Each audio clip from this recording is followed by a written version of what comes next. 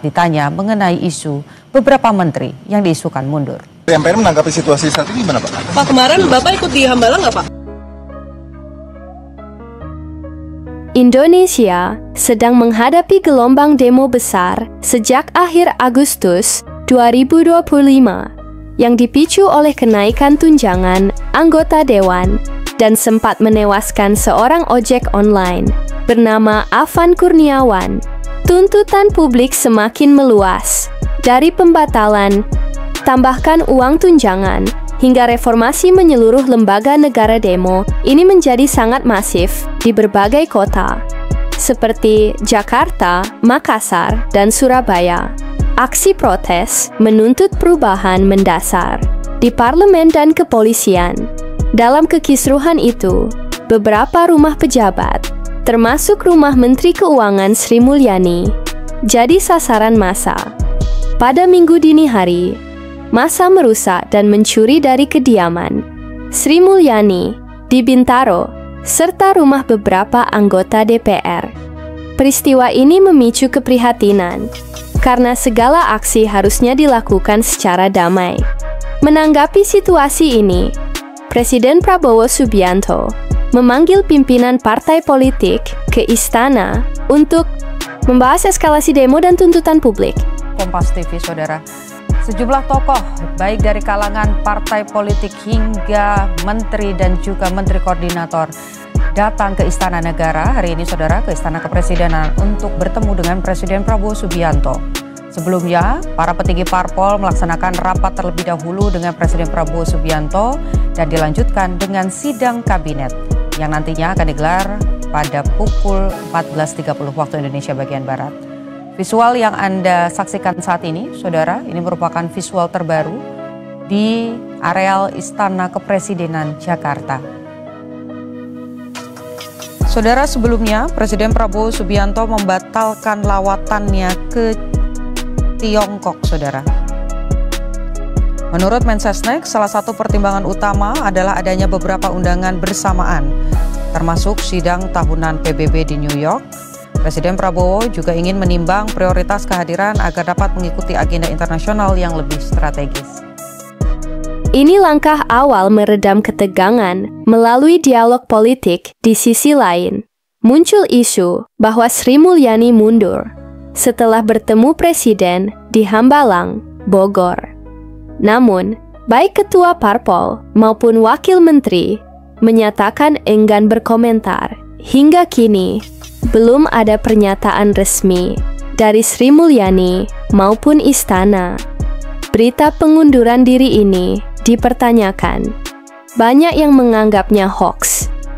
Media kredibel seperti FT News menelusuri dan menemukan bahwa video yang viral itu sebenarnya diambil dari pidato Sri Mulyani pada September 2024. Buat pernyataan mundur, sangat penting publik tidak terjebak hoaks.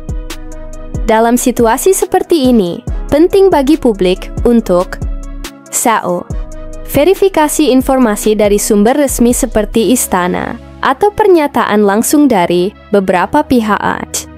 Hindari menyebarkan informasi yang belum diverifikasi. Ingat bahwa demonstrasi adalah hak rakyat, tetapi penjarahan dan kekerasan bukan cara yang tepat untuk menyampaikan pendapat. Dengan ketum-ketum partai politik, ada juga sidang kabinet. Urgensi apa yang Anda lihat, Mas? Ya, saya kira tentu secara prinsip ya, pastinya ini sebagai upaya untuk merespon situasi dan kondisi yang saat ini sedang berkembang cukup luar biasa. Wajar kalau kemudian Presiden itu mengumpulkan ketua umum partai, elit-elit kunci di negara kita, termasuk juga misalnya melakukan sidang kabinet pada siang hari ini. Tentu sebagai upaya untuk mencari solusi yang terukur dan konkret dalam menghadapi dinamika politik yang sedang berkembang, terutama misalnya karena semakin banyaknya tuntutan-tuntutan yang sudah mulai bermunculan di publik. Karena apapun judulnya, tentu Presiden membutuhkan feedback, membutuhkan masukan, membutuhkan solusi, kira-kira apa yang terbaik harus dilakukan. tentu sebagai upaya untuk meredakan dan cooling down terkait dengan situasi yang sedang berkembang saat ini. Makanya langkah-langkah antisipatif semacam ini ya tentu perlu dibicarakan dari kehati-kehati antara Presiden dengan ketua umum partai, elit-elit kunci termasuk dengan para kabinet-kabinet yang ada di dalamnya. Saya kira di situ sebenarnya Pak, untuk merespon bagaimana dinamika situasi dan perkembangan yang saat ini sedang berkembang cukup luar biasa itu. Oke, Mas, ini kan yang juga jadi pertanyaan publik. Selamat siang saudara, Anda menyaksikan Breaking News Kompas TV bersama saya Niputu Trisnanda. Saudara, hari ini sejumlah tokoh dipanggil Presiden Prabowo Subianto ke istana. Sebelumnya, Presiden Prabowo Subianto juga memanggil para pemimpin partai politik untuk hadir ke istana kepresidenan siang ini. Sejumlah pemimpin partai politik yang berangsur hadir di Istana Kepresidenan, diantaranya Ketua Dewan Kehormatan Partai Gerindra Ahmad Muzani, ada juga Ketua Fraksi Partai Demokrat DPR RI Edi Baskoro Yudhoyono, seperti yang Anda saksikan di layar kaca Anda saat ini, saudara. Selain itu, di istana juga turut hadir Ketua Umum Partai Kebangkitan Bangsa atau PKB Muhaimin Iskandar. Ada pula Ketua Umum Partai Amanat Nasional Zulkifli Hasan yang juga hadir di istana, saudara. Sebelumnya, Caimin atau Muhaimin Iskandar menyampaikan bahwa dirinya mengaku sudah mendapatkan informasi bahwa akan ada sejumlah pertemuan, baik itu di tingkat partai politik atau pimpinan-pimpinan partai politik, dan juga nanti akan dilanjutkan sidang kabinet. Pemanggilan ini, saudara, dilakukan pasca aksi unjuk rasa massa yang terjadi masif di Jakarta dan juga di sejumlah daerah, yang dipicu tuntutan pembatalan tunjangan rumah DPR dan tewasnya pengendara ojek online dalam aksi unjuk rasa.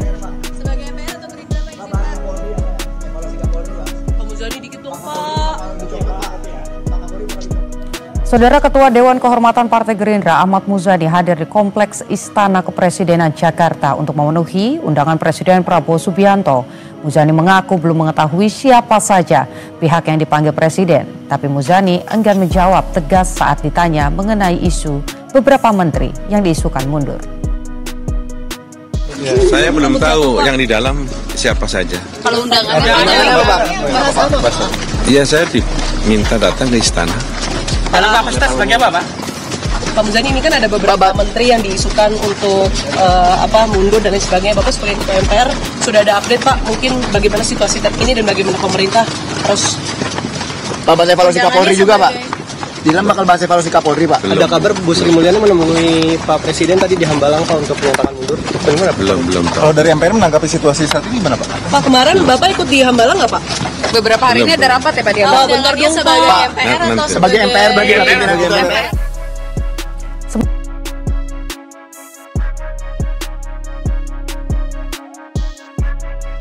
Situasi ini mengingatkan kita bahwa demokrasi bekerja paling baik saat aspirasi rakyat disampaikan secara damai, transparan, dan melalui jalur hukum. Pemerintah, partai politik, dan media memiliki tanggung jawab besar untuk memelihara kepercayaan publik dengan komunikasi yang jernih dan akurat. Terima kasih telah menyimak. Mari tetap kritis, hormati hak berpendapat, dan perkuat demokrasi lewat dialog dan informasi yang terpercaya. Bersama kita, jaga Indonesia aman dan sehat secara demokratis.